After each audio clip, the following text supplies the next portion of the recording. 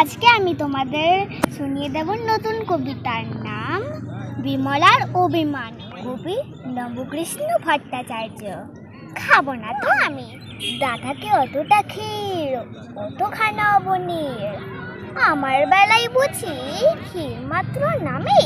খাবো না তো আমি ভুলানিবার বেলা, যা বিমলা যা করি দাও এনে সোনামণি মা।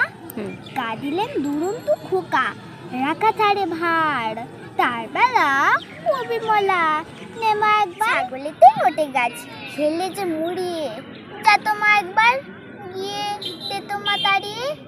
দাদা বসে আছি খেতে, তাও তো মানুষ, পানটা যে বড় ঝাল, দে মা এনে চুন।